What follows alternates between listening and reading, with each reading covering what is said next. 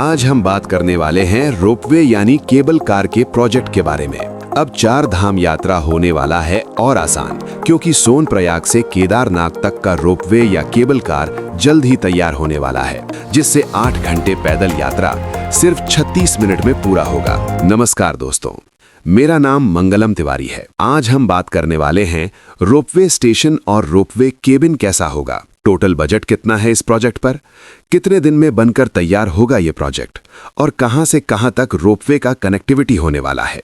चलिए फिर बिना देरी किए वीडियो को शुरू करते हैं। आज भी केदारनाथ पहुंचने के लिए श्रद्धालुओं को सोनप्रयाग से गौरीकुंड और फिर लगभग 16 किलोमीटर का पैदल सफर तय करना पड़ता है, जिसमें 8 से 9 घंटे लग जाते हैं। बुजुर्ग, बच्चे और बीमार लोगों के लिए ये यात्रा किसी संघर्ष से कम नहीं।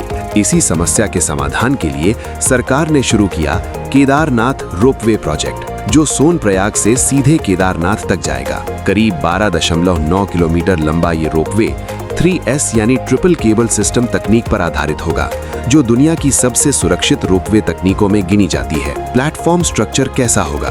केदारनाथ रोपवे में मुख्य रूप से 4 स्टेशन प्रस्तावित हैं। 1 सोनप्रयाग मुख्य शुरुआती स्टेशन, 2 गौरीकुंड बीच का पड़ाव, 3 चीरबासा तकनीकी और आपातकालीन हॉल्ट, 4 केदारनाथ मंदिर के पास का अंतिम स्टेशन। ये स्टेशन एयरपोर्ट की तरह मल्टी लेवल होगा। टिकट काउंटर, सुरक्षा जांच, प्रतीक्षालय, मेडिकल सुविधा और विशेष व्यवस्था बुजुर्गों और दिव्यांगों के लिए। ऊपर केदारनाथ में बनने वाला स्टेशन छोटा लेकिन बहुत शानदार होगा, जो बर्फीले तूफानों और माइनस तापमान को सह सकेगा। केबिन में कितने लोग बैठ सकते हैं? यात्री क्षमता: केदारनाथ रोपवे के एक केबिन में एक बार में 8 से 10 लोग बैठ सकेंगे। कुल क्षमता: ये रोपवे सिस्टम इतना आधुनिक होगा कि ये 1 घंटे में लगभग 1800 से 2000 यात्रियों को एक दिशा से दूसरी दिशा में ले जाने में सक्षम होगा। ये केबिन पूरी तरह से बंद और सुरक्षित होंगे, जिससे बारिश, बर्फबारी या ठंडी हवाओं का यात्रियों पर असर नहीं पड़ेगा।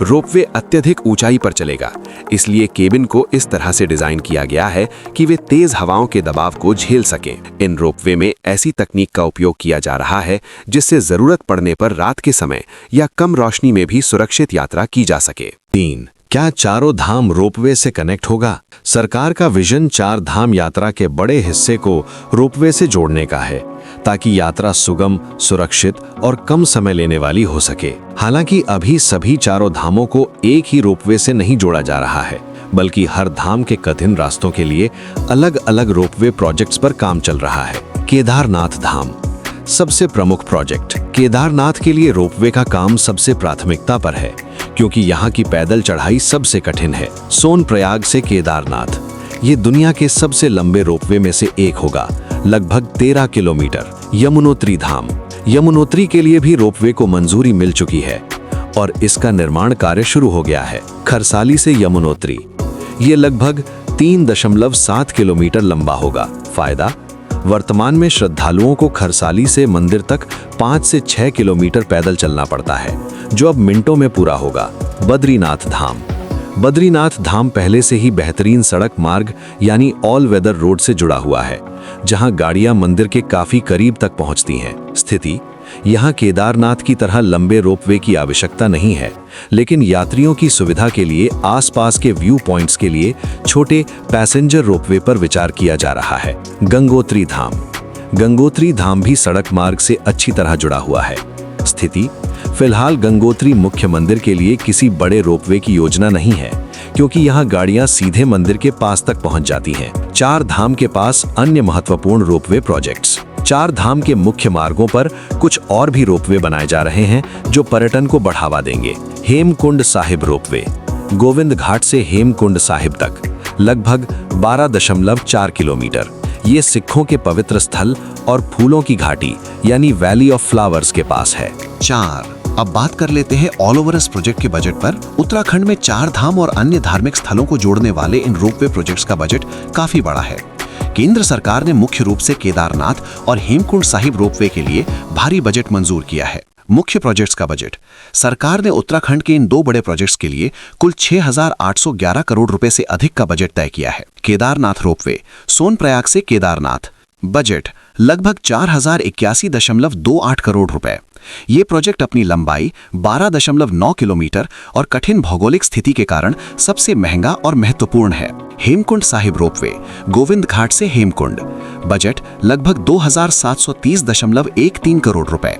इस प्रोजेक्ट की कुल लंबाई लगभग 12.4 किलोमीटर है। अन्य प्रोजेक्ट्स का बजट: यमुनोत्री रोपवे, खरसाली से यमुनोत्री। बजट लगभग 167 से 170 करोड़ रुपए। ये प्रोजेक्ट पीपीपी मॉडल पर बनाया जा रहा है, जिसकी लंबाई केदारनाथ रोपवे की तुलना में कम लगभग 3.8 किलोमीटर है। बजट से जुड़ी मुख्य बातें: पर्वतमाला, ये सभी प्रोजेक्ट केंद्र सरकार की पर्वतमाला परियोजना यानी नेशनल रोपवेज डेवलपमेंट प्रोग्राम के तहत बनाए जा रहे हैं। मॉडल, इन प्रोजेक्ट्स को अक्सर बीओटी या पीपीपी मॉडल पर बनाया जाता है, जिसका अर्थ है कि निजी कंपनियां जैसे अडानी ग्रुप को केदारनाथ रोपवे का काम मिला है, इन्हें बनाएंगी और एक निश्चित समय तक संचालित करेंगी। आर्थिक लाभ, सरकार का मानना है कि इन प्रोजेक्ट्स पर होने वाला खर्च भविष्य में पर्यटन और स्थानीय रोजगार के जरिए वापस अर्थव्यवस्था में आएगा। केदारनाथ रोपवे, सोनप्रयाग से केदारनाथ। लक्ष्य, इस प्रोजेक्ट को पूरा करने के लिए 2028-2029 तक का लक्ष्य रखा गया है। वर्तमान स्थिति, इसका शिलान्यास प्रधानमंत्री नरेंद्र मोदी ने अक्टूबर 2022 में किया था। वर्तमान में पर्यावरण मंजूरी और शुरुआती निर्माण यानी लैंड एक्विजिशन और सर्वे इसका काम पूरा हो चुका है। चूंकि ये 11,500 फीट की ऊंचाई पर बन रहा है।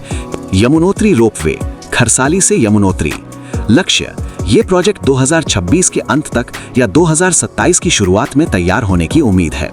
वर्तमान स्थिति, यमुनोत्री रोपवे का काम केदारनाथ के मुकाबले छोटा है, लगभग 3.8 किलोमीटर, इसलिए इसके जल्दी पूरा होने की संभावना है। इसके लिए निर्माण कार्य और एग्रीमेंट की प्रक्रिया काफी आगे बढ़ चुकी है। हेमकुंड साहिब रोपवे, गोविंद घाट से हेमकुंड। लक्ष्य, इसे भी 2028-2029 तक पूरा करने का लक्ष्य रखा गया है। वर्तमान स्थिति, केदारनाथ रोपवे के साथ ही इस पर भी काम शुरू हुआ था। ये भी अत्यधिक ऊंचाई और कठिन मौसम वाली जगह पर है, इसलिए इसे पूरा होने में 4-5 साल का समय लगने का अनुमान है। वीडियो को लाइक और सब्सक्राइब करना ना भूलें। धन्यवाद।